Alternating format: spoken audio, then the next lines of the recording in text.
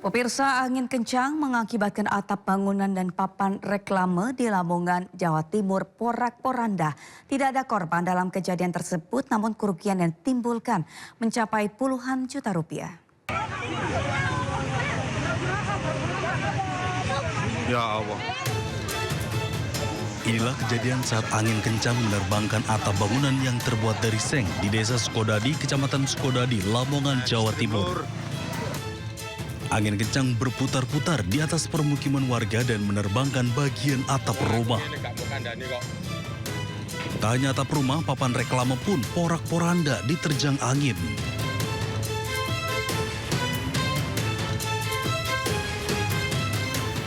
Hingga kini belum ada laporan resmi dari pihak berwajib terkait kerusakan yang ditimbulkan. Meski tidak ada korban, namun kerugian yang ditimbulkan peristiwa ini ditaksir mencapai puluhan juta rupiah. Dari Lamongan, Jawa Timur, Abdul Wahid, iNews melaporkan. Pemirsa, tim SAR melakukan upaya pencarian 3 korban yang masih terjebak di area galian tambang di Kabupaten Bogor, Jawa Barat. Upaya pencarian membutuhkan peralatan khusus akibat jalur yang sempit dan struktur tanah yang tidak stabil.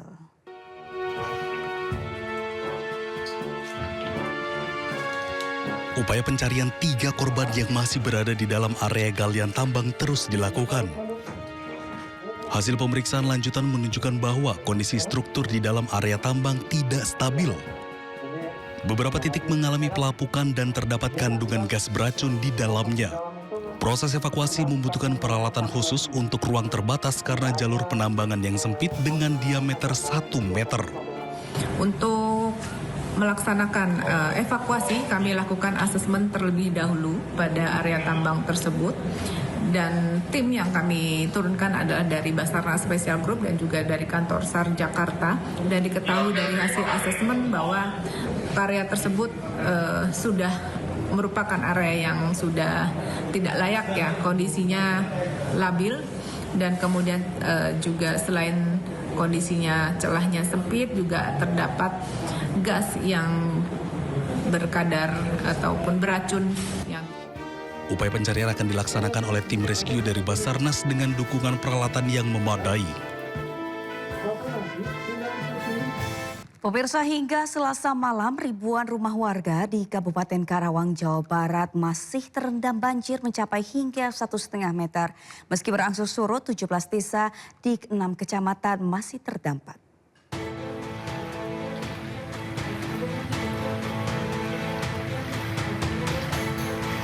Memasuki hari ketiga, banjir setinggi 1,5 meter masih merendam permukiman warga di Kabupaten Karawang, Jawa Barat. Pada Selasa malam, data menunjukkan banjir yang sebelumnya merendam 12 kecamatan di 29 desa kini berangsur surut. Saat ini tercatat tinggal 6 kecamatan dengan 17 desa yang masih terendam banjir. Banjir paling parah terjadi di Dusun Kampek, Desa Karangligar dengan ketinggian air masih mencapai hingga 1,5 meter. Di dusun ini, 667 rumah terendam dan 2.562 jiwa masih mengungsi. Distribusi bantuan logistik dan kebutuhan dasar terus dilakukan. Dari Karawang, Jawa Barat, Rudi Setiawan, iNews melaporkan. Pemirsa, banjir kembali merendam permukiman warga di Kampung Kampek, Teluk Jambe Barat, Karawang, Jawa Barat. Tidak hanya rumah warga, banjir juga merendam belasan rumah panggung program Gubernur Jawa Barat Deddy Mulyadi yang dibangun untuk mengatasi banjir di wilayah Karangligar. Masjid, ruang guru. Banjir setinggi lebih dari 3 meter merendam hingga atap pemukiman warga Kampung Kampek, Desa Karangligar, Kecamatan Teluk Jambe Barat, Kabupaten Karawang, Jawa Barat. Sedikitnya 132 rumah terdampak dan 472 warga terpaksa mengungsi ke tempat yang lebih aman. Selain merendam rumah warga, akses jalan lumpuh total dan hanya dapat dilalui menggunakan perahu darurat. Tidak hanya rumah warga, banjir juga merendam belasan rumah panggung program Gubernur Jawa Barat Deddy Mulyadi yang dibangun untuk mengatasi banjir di wilayah Karangligar. Banjir terjadi karena tingginya intensitas hujan yang menyebabkan sungai meluap dan sistem drainase tidak mampu menampung debit air. Warga berharap banjir segera surut serta adanya penanganan serius agar bencana banjir serupa tidak terus terulang setiap tahunnya. Tim Liputan iNews melaporkan. Pemirsa, cuaca ekstrim membuat banjir merendam 2 kecamatan di Kabupaten Pasuruan, Jawa Timur pada Selasa malam. 2 kecamatan terendam air yakni Kecamatan Rejoso dan Kecamatan Winongan. Di Kecamatan Winongan ada 5 desa yang diterjang banjir, masing-masing yakni Desa Prodo, Desa Lebak, Desa Winongan Kidul, dan Desa Winongan Lor, serta Desa Bandaran. Ketinggian air bervariatif antara 20 hingga 40 cm. Ratusan rumah warga, fasilitas umum bahkan jalan kampung tergenang akibat intensitas hujan yang tinggi hingga Sungai Rejoso meluap. Menanggapi bencana ini, BPBD Kabupaten Pasuruan sudah menyiagakan anggotanya di lokasi banjir. Posko dan dapur umum diberikan untuk membantu warga terdampak. Saat ini petugas BPBD masih melakukan pendataan seluruh korban banjir agar kebutuhan terpenuhi.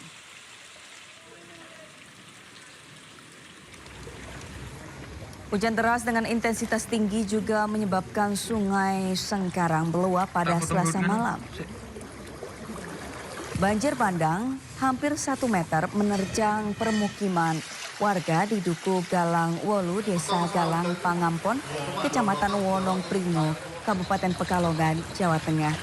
Ketinggian air sempat mencapai hingga 1,5 meter. Petugas gabungan menyisir rumah-rumah warga untuk memastikan keselamatan warga yang terkepung banjir. Meski demikian, sebagian besar warga memilih bertahan di rumah masing-masing, terutama yang memiliki rumah bertingkat. Patroli terus dilakukan untuk memberikan rasa aman dan mengantisipasi jika terjadi luapan susulan.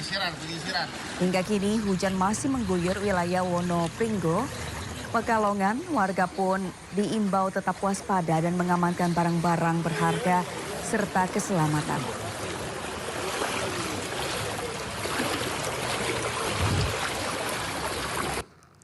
Pemirsa, BMKG melaporkan kembali terbentuknya bibit siklon tropis. Hal ini mengakibatkan cuaca ekstrim masih mengintai di wilayah selatan Indonesia. BMKG pun memperingatkan potensi cuaca ekstrim yang masih mengintai sejumlah wilayah Indonesia bagian selatan pada periode seminggu ke depan mulai dari 20 hingga 26 Januari. BMKG memprediksi hujan dengan intensitas lebat masih akan mengguyur sejumlah daerah termasuk Jakarta, Jawa Barat hingga Jawa Timur.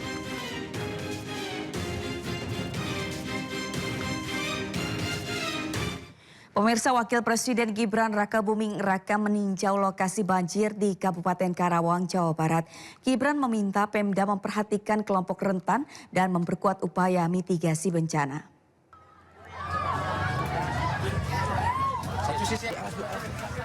Kedatangan Wapres Gibran disambut antusias warga. Wapres Gibran hendak memastikan masyarakat yang terdampak banjir bisa mendapatkan bantuan dari pemerintah setempat. Gibran meminta Pemda mendata kelompok rentan seperti warga yang sakit dan juga ibu hamil. Cuaca ekstrim dan meluapnya Sungai Citarum dan Cibeet membuat belasan kecamatan di Karawang terendam banjir.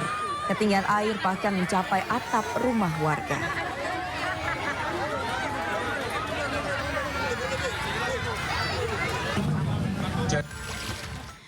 Kita beralih ke informasi lain, pemirsa. Jenazah perempuan kru pesawat ATR 42500 yang jatuh di kawasan Gunung Bulu Saraung, perbatasan Kabupaten Maros dan Pangkep tiba di Rumah Sakit Bayangkara, Makassar.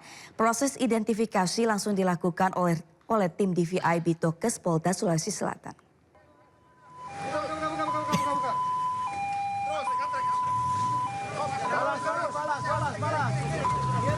Jenazah perempuan kru pesawat ATR 42500 yang jatuh di kawasan Gunung Bulu Saraung, perbatasan Kabupaten Maros dan Pangkep kini telah tiba di posko postmortem DVI Bitokes Polda Sulawesi Selatan.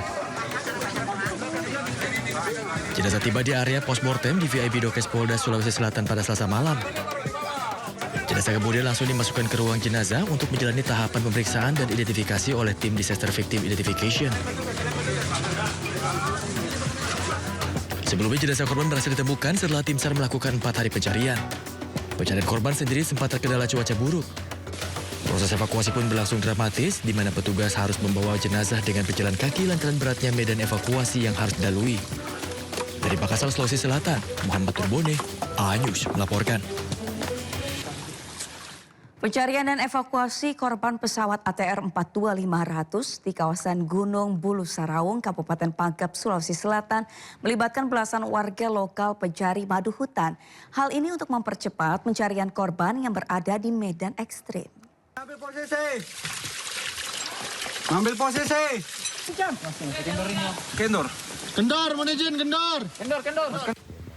Tim SAR gabungan kembali melanjutkan operasi pencarian dan evakuasi korban pada hari keempat di kawasan Gunung Bulu Saraung.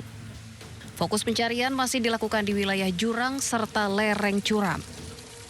Operasi kali ini melibatkan belasan warga lokal yang sehari-hari berprofesi sebagai pencari madu hutan. Mereka dilibatkan karena dinilai sangat memahami karakter medan pegunungan, termasuk jalur-jalur terjal dan jurang curam yang sulit dijangkau oleh personel SAR. Untuk menjamin keselamatan seluruh personel, tim SAR menyiapkan berbagai kebutuhan logistik dan perlengkapan khusus untuk kemungkinan bermalam di puncak gunung. Baru kita masuk ke korban kedua masih di lereng. Kalau yang pertama, Pak? Yang pertama sedang dalam kita usahakan untuk bisa turun. Warga lokalnya kita libatkan karena mereka ini kan pencari madu yang naik di sekitar ini, yang sudah lebih mengetahui medan-medannya. Nah itu yang sangat membantu. Baru saya mewadai. Ini 16 bergesin. Dibagi-bagi. Tidak sampai di puncak dibawanya. Oh di lerengnya, Pak? Iya, di lereng. Proses evakuasi korban dari dasar jurang telah dilakukan menggunakan teknik tali rappelling. Kondisi medan yang sangat sulit serta pandangan terbatas akibat kabut tebal menjadi kendala utama dalam proses evakuasi menuju jalur pendakian di area puncak gunung. Dari Kabupaten Pangkep, Sulawesi Selatan, Udin Syahrudin, iNews melaporkan. Tim gabungan menemukan 2 korban jatuhnya pesawat ATR 42500 di lereng Gunung Bulu Saraung, Kabupaten Pangkep, Sulawesi Selatan. Proses evakuasi korban berjalan dramatis karena korban ditemukan di kedalaman 500 meter dari puncak gunung.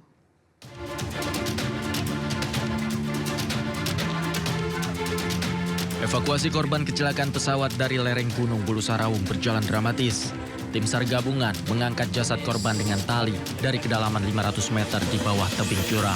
Meski terkendala cuaca ekstrim dan kabut yang tebal, tim berupaya maksimal mengevakuasi korban dengan bergotong royong. Berdasarkan informasi awal, korban kedua berjenis kelamin perempuan, sedangkan korban pertama yang ditemukan sebelumnya berjenis kelamin laki-laki.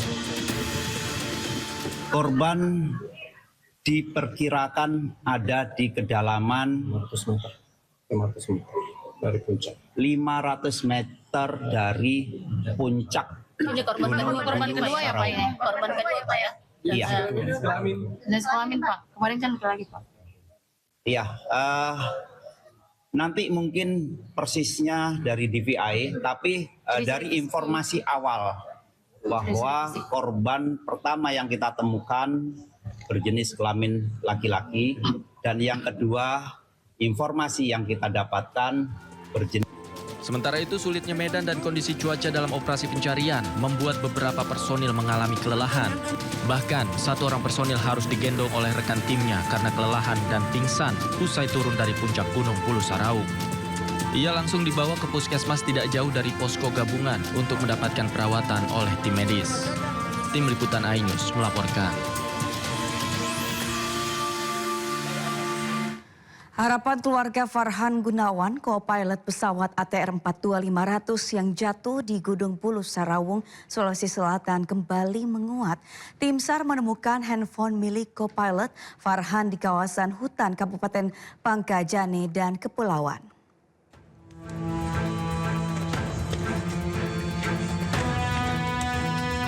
Handphone Farhan Gunawan, co-pilot pesawat ATR 42500 yang jatuh di Gunung Bulu Saraung, Sulawesi Selatan terhubung dengan smartwatch dan menunjukkan adanya aktivitas fisik yang signifikan pasca kejadian. Notifikasi jumlah langkah di smartwatch korban bertambah. Keluarga yakin Farhan Gunawan, co-pilot pesawat ATR masih hidup.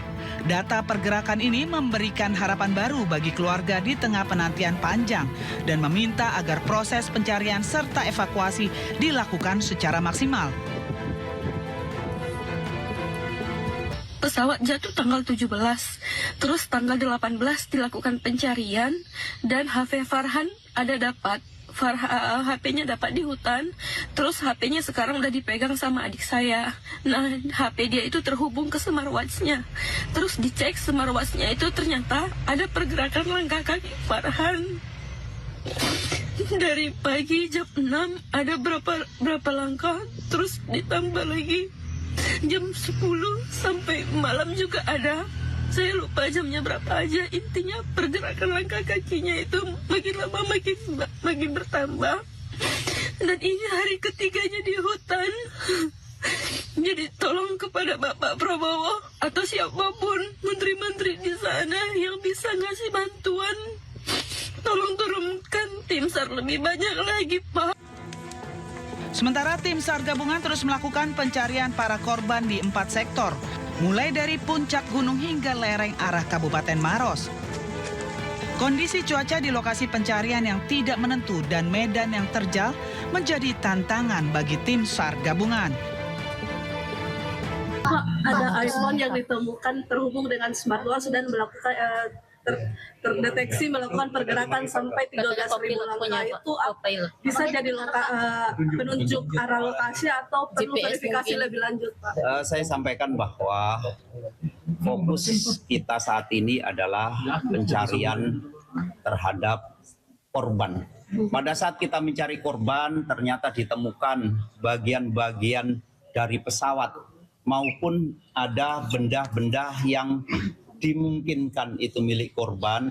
Ini semuanya untuk kita kumpulkan, kita inventarisir dan nanti akan kita serahkan. Apakah barang ini akan kita serahkan kepada KNKT sebagai bukti untuk mengungkap permasalahan atau nanti kita serahkan ke pihak kepolisian yang nantinya semua barang yang berhubungan dengan perlengkapan pribadi akan kita serahkan kepada keluarganya kalau memang korban dinyatakan meninggal dunia. Tapi mohon doanya bahwa kita masih bermain di golden time. Kita berupaya dengan situasi yang ada, kita ingin menemukan korban dalam kondisi hidup. Tantangan saat ini yang kita hadapi yaitu kondisi alam dan cuaca. Hingga kini tim SAR gabungan telah menemukan 2 korban dan terus berupaya mengevakuasi bangkai pesawat. Dari Makassar, Sulawesi Selatan, Wahyu Ruslan, iNews melaporkan. Warga Pati gelar pesta kembang api usai KPK menetapkan Bupati Pati Sudewo tersangka kasus jual beli jabatan. Tetaplah di Indosiar.